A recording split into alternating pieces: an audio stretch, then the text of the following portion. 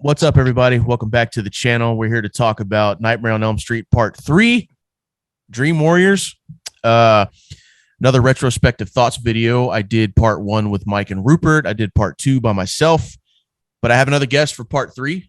If you follow my channel, you know who he is, Gabe Kaner. How you doing, brother? Doing good, man. Thanks for having me again. It's always a pleasure to talk to you, man. We have a lot of fun. So yeah, let's talk about Dream Warriors real quick, man. This came out in '87. Hey, did you know Frank Darabont revised the screenplay for this? I did. I rewatched this movie just last night in preparation for this, and yeah, I knew that at one point. I forgot about it until I was rewatching it the other night, and I was like, "Oh yeah." So in a way, this movie is sort of the Elm Street movie from the creator of The Walking Dead as the show as we know it, and the director of Scream. So it's really a cool amalgamation. It is, and I that's one of the things. That's one of those facts that I was like, oh shit, I forgot Frank Darabont had a hand in the screenplay. But yeah, this is one of more of my favorite sequels. Part 2 and 5 and 6 are kind of down at the bottom, but I enjoy Part 3, man. We get a lot more of Freddy's backstory. But at the same time, this is kind of the movie that really started Freddy on the trend of eventually becoming comedic and jokester-ish, but it wasn't too bad in this movie. Yeah, I love that Heather Langenkamp returned for this as Nancy because she wasn't in Part 2. And I like Patricia Arquette in this. I think this was her first movie, if I'm not mistaken. Yeah, her character is one of my favorite Elm Street characters, Kirsten Parker. That's a great character because she's in, not as Patricia Arquette, but she's in the sequels. Yeah, I kind of wish Patricia Arquette would have came back for the sequels, but it is what it is. I think she was pregnant at the time, but Lawrence Fishburne is in this shit. I totally forgot about that. A young Lawrence Fishburne. I really love Kincaid. He's one of the more likable characters for me. And then Nancy, man, spoiler alert, if anybody hasn't seen this yet, I think they did a good job of, she dies really heroically, man. I didn't like that we lost her, but I like how it happened. It was a heroic death for Nancy.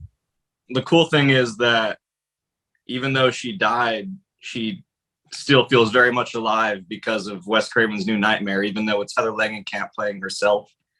But I think that kind of helped keep the character of Nancy alive a little bit, Yeah, it did. And I wish we would have got more of her, like if she would have stayed around a little longer for some of the sequels, because she's one of my favorite Final Girls, Me too. Nancy. But, it is what it is. At least at the end of the day, they did her a great death, and they didn't just, shit on her like they did Alice in Friday the 13th, Part 2. I thought that was very disrespectful to another powerful Final Girl. But, yeah, Dream Warriors, man, it's fun. I watch it every now and then. It's got a lot of rewatchability for me, unlike some of the other sequels. But yeah, I have fun with it, man. There's a lot to offer in this, So yeah. I think it's probably my favorite one. For a long time, the OG was my favorite one, but upon rewatching it recently, this might be my favorite. It might be because I just rewatched it, but this one's really freaking good. It's really solid. You got some Dokken in there, and yeah, I love this movie. It does feel like a combination of a Wes Craven script and a Frank Darabont script, and I like that combination. I mean, that's two really good writers right there, man. So it has it's a slower burn than the other sequels, which I like because that's how the first Nightmare on Elm Street was. That's because Wes Craven was the master of suspense. Yeah. Well said, man. Well, before we wrap this up, I started a segment with the last video where I talk about my favorite kill of the movie. I single out a kill. And before that, well, actually, I'll start with the favorite kill. My favorite kill in Part 3 is hands down Jennifer, head smashed through the TV. Welcome to primetime, bitch. It's so iconic.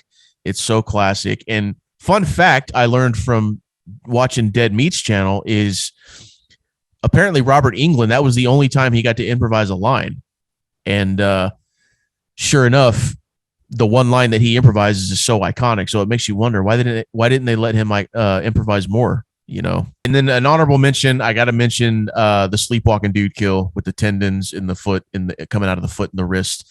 That freaked me the fuck out, when I was younger. So props to the special effects team for making that possible.